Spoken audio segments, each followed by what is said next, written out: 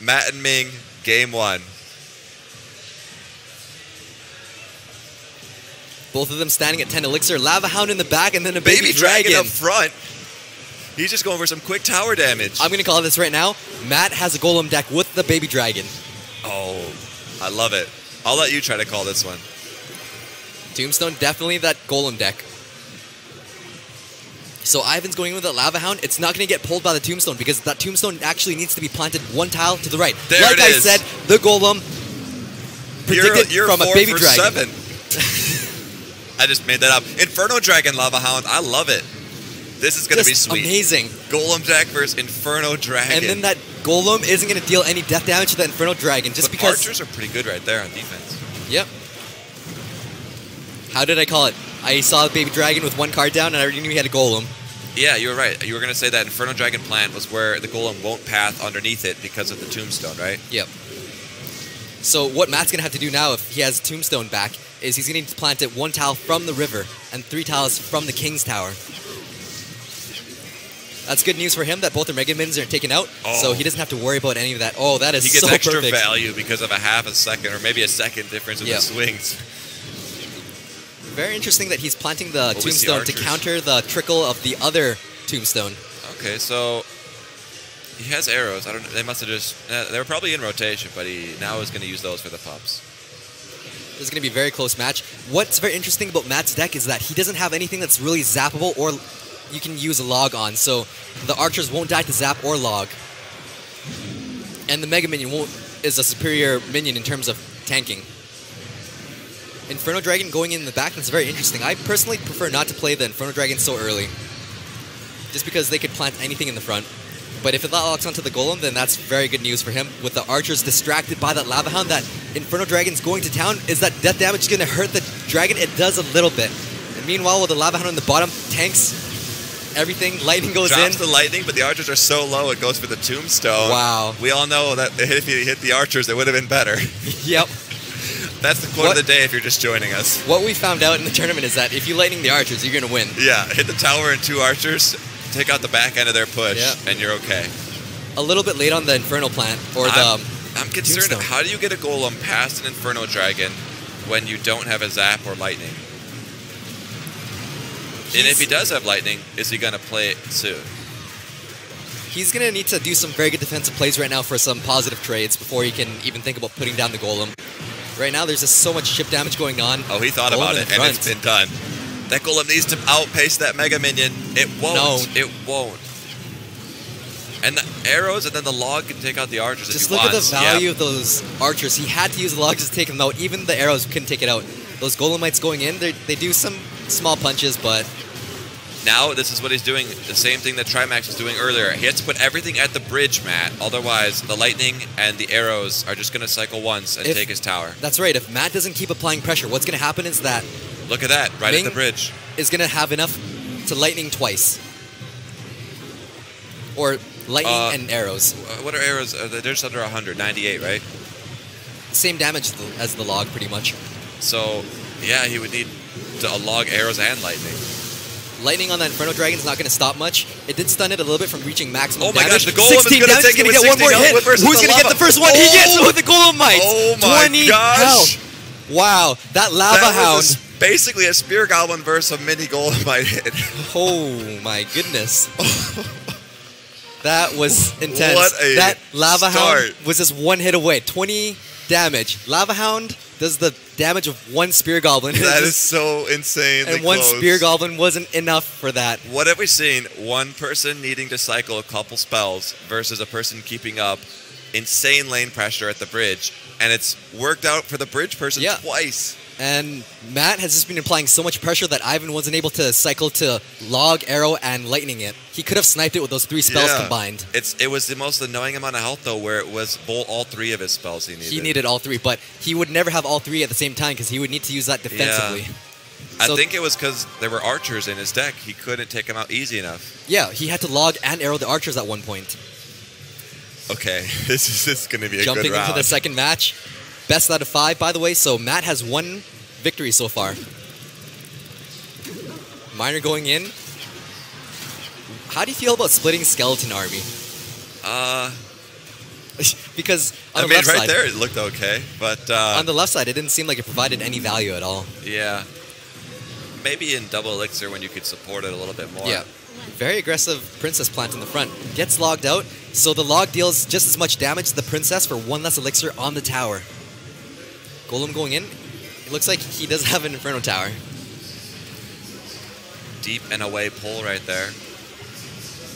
Both towers can lay into it. Yeah, they're just going to abandon that golem. When was that balance update? The last one that we had? A few weeks ago? Yeah. Yeah. So a few weeks ago, now that the golem does death damage, it can kill minions in one hit if they're hovering on top of the golem. Goblin Barrel going in from that side. Now you got me thinking about the date, so I'm just going to drop it. It's not adding to anything right now. It was recently, guys. So here we go. We've got... This is the third time we've seen Ice Golem being played. I think it needs to be played more often. It's just provides so much defensive value. It's only going to get better. Especially after November 1st. The Ice balance changes, yeah. The Ice Golem is going to kill a skeleton army in one explosion for a positive elixir trade. And we mapped out a battle earlier where that would have changed the course of... history. A mini P.E.K.K.'s life or something, right? Yep. Yeah, it was something that the baby dragon was shooting. Yeah. It was game altering. Yeah. So what's really interesting is that Matt is doing a 4 tile plant, 4 from the river and 2 from the tower. He could have planted it 3 away from the tower, just because there's no support units. That's always scary seeing that Mega Minion following up those Golemites just at full health. Even one swing is worth it. But what's really cool is that the Ice Golem slowed that Mega Minion by 35%, so it only got 1 hit off. Otherwise, it would have gotten a little bit more.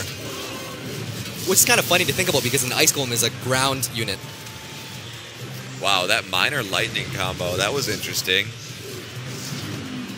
What happens if they put down guards? You still go commit with the Lightning? Again, he's not pulling it as far as he can, but he wants the archers to aggro on, right? Yeah, he could stand to plant it 1 tile below and still aggro onto the archers. But he's not going to let that Inferno go down with that Ice Golem tanking for those archers. Very value log. Just get them barely because of the Ice Golem. But that Mega Minion is at full health. 1 strike, 2 strikes. If it gets 3 strikes, it's over for them. Goblin Barrel will not be enough to finish off that tower. Last second Miner, it's going to get a swing off if he's lucky, but... That tower had so much surrounding it right there. The Tombstone, the just archers, amazing play. The Baby Dragon. These are the plays we've been waiting for right here. These are some elite moves. Ming goes and takes the victory for the second match for a score of 1-1. What do you think he could have done better with the Inferno Tower placements? He was playing them too far forward, and and not to say that he doesn't know the knowledge, but when you're up there on stage, there's a lot of pressure. The cameras, the lights are all staring at you. Everyone is watching you on the spot. Because I picked that fact just because it was the only thing you sounded like you didn't fully agree with when we were watching that live.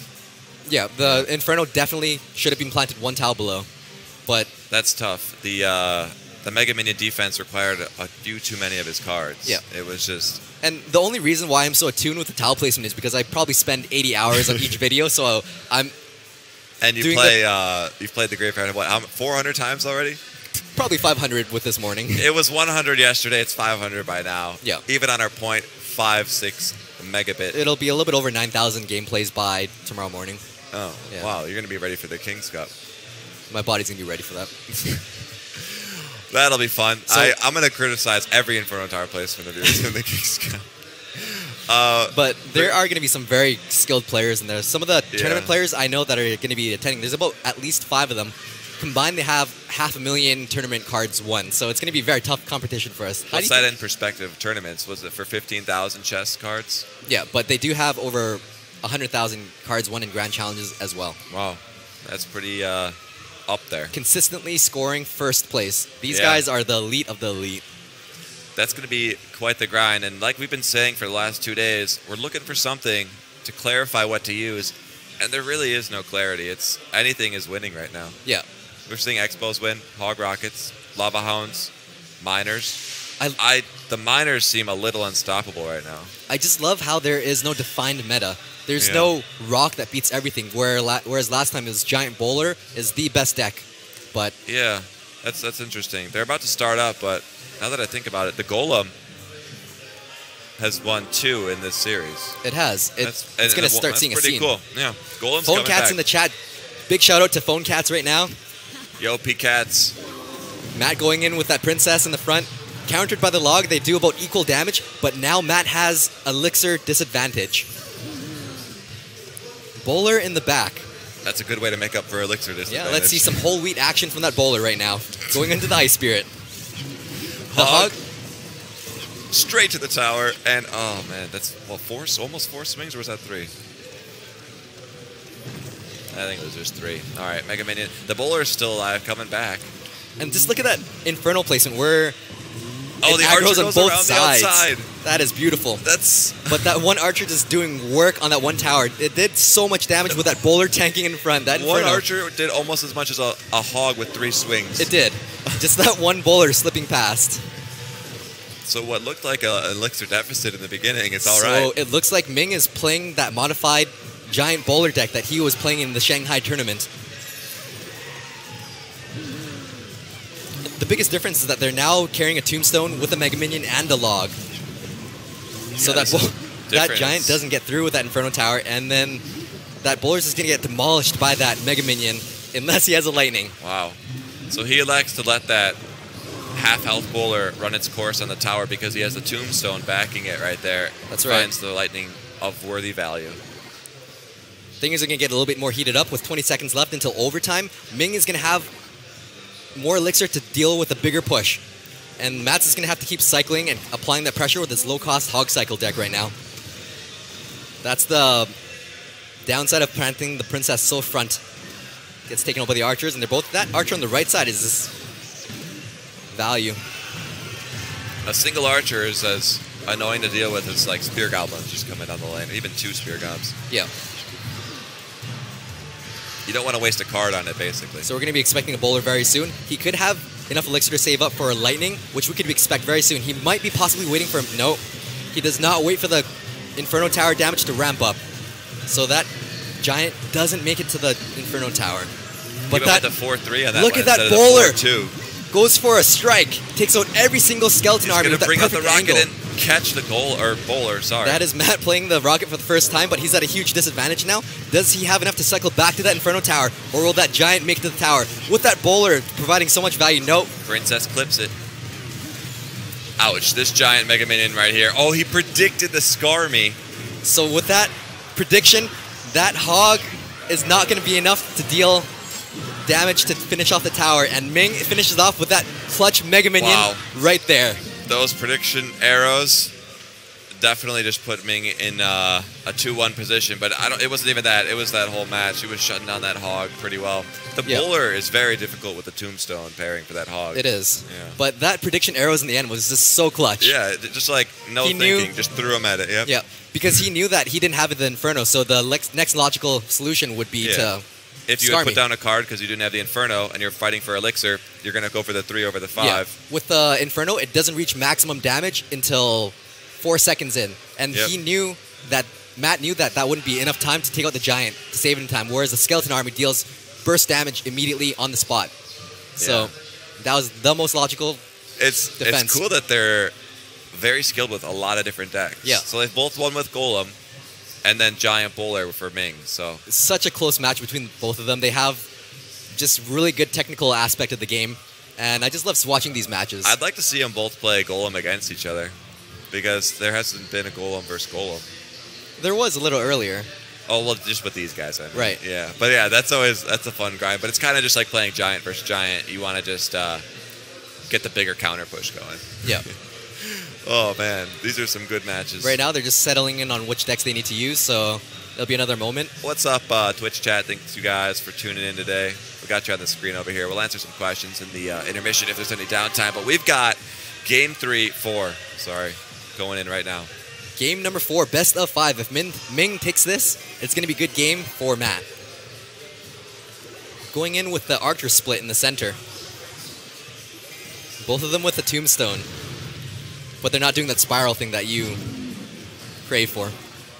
It's a positive Elixir trade. Not quite yet. It's only when the Tombstones are going to opposite lanes and they perfectly outpace the tower's arrow. But it's Golem versus Golem with Tombstones, so wish granted. It's like they heard you. They're running that log baby dragon deck. They're both most likely running an identical, if not exact deck. And this is not an easy deck. I queued it up and played one. I mean, obviously it takes some skill to learn it, but I put these cards in the deck. It's not like an auto win or anything. It's definitely takes a high skill cap. It's a high skill ceiling deck where you have to have very specific conditions. Where I've noticed that you never plant the golem unless you have a tombstone on the map first, kind of to bank up your elixir, so to speak. And look at that big push right there. That Mega Minion dealt so much damage. 1 minute in, and that tower is almost done. And Ming has a lightning, so this is a very bad news for Matt right now. This is the same Ming Shen from the Shanghai tournament. Do you think he'll be winning another prize? I mean, it's very likely. Up 2-1 right now. Up over 1,000 tower damage. He's got the lightning, so he's not even going to worry about that other tower. Matt's looking a little stressed. Ming's looking pretty focused. What devices are they playing on for an orange juice comparison? Looks like Matt is playing with the phone, and Ming is playing with an iPad. Usually with the phone, you have more thumb throw distance, so you have faster reactor time. Yeah, these are a little different deck-wise here. Looks like there's an ice golem. Archers, unless... Yeah, there's no arrows up top, so just a little difference there. And it makes sense because there's nothing to arrow. Matt's tombstone didn't pull that golem, so that golem is just punching away at that tower, dealing so much damage. Ming is dealing so much right now. With a frontal golem plant, very aggressive. I feel like Ming knows that he can't really defend against the golem right now. So 30 seconds left. Do you think he's going to lightning the right side? I don't know if he has to, but if he wants to make it 2-0. Just applying so much pressure. There's not much Matt can do right now. The golem explosion just takes out that tower. That baby dragon push is a pretty good one right there, but that ice golem was planted just a little bit late. Yeah. There's the lightning. So the decks differ between arrows and ice golem. And if you think about it, there's nothing to arrow in the ice golem deck. And there we have it. Ming just annihilates that golem versus golem deck. Do you think that the ice golem and the arrows made any difference? I do. I think if it was a golem versus lava hound matchup and you had the arrows in your deck, then you'd be sitting okay. You have a couple different things you're going to want to arrow in that situation. It was actually a little risky that Ming wasn't playing the arrows, but he was obviously calculating that and trying to predict what his opponent had. He was set against a lava hound or a miner like cheap bait cycle deck. Yeah. Because the arrows and the log. So he was ready for multiple different swarm units, but Ming took a gamble, I guess, and it paid off. Yep, so that is the first round of the day for them. Yeah, we've done, I think that's still their first round. So they have 4 more rounds. Matches, this fourth group here for you guys to watch live. But the first round's wrapping up. We've seen 2 different matchups. Yeah, so it's the same Swiss-style kind of format where they're going to have 5 matches. Or 5 rounds. Of those 5 rounds, they're going to be playing best of 5. So Ming takes it for the first round with a victory. Getting some Twitch chat right now as I'm just checking in with you guys. Surgical rocket glitch. Everyone's talking about this rocket glitch. We're going to have to... I'm going to not say that rocket glitch out loud. It's too much of an advantage. Oh. There's also a zap glitch. Oh, I didn't even know what they were talking about. That's why I was like, was it in the tournament or what's going on here? Oh, we'll go ahead. Ming is good. Ming is pro. Yeah, those were some high-level gameplay battles. Let's see if I'm going to pull up these charts and we'll see. Ming win something around 50,000? Oh, yeah. I think it was over 50,000, and when you convert it to dollars. Yeah. Yeah, it was something crazy. And I'm Canadian, so that's a lot of funny money for me. That's a graveyard and Inferno Dragon, the 2 that you need. That's all I need. If I won that tournament, I could have afforded a graveyard by now. Yep. But let's pull up these brackets. I'm going to go to Group 4, and then we'll see here how many have been reported. Right now, it looks like the number 1 place is Awk with 2 wins. There's already reports of, people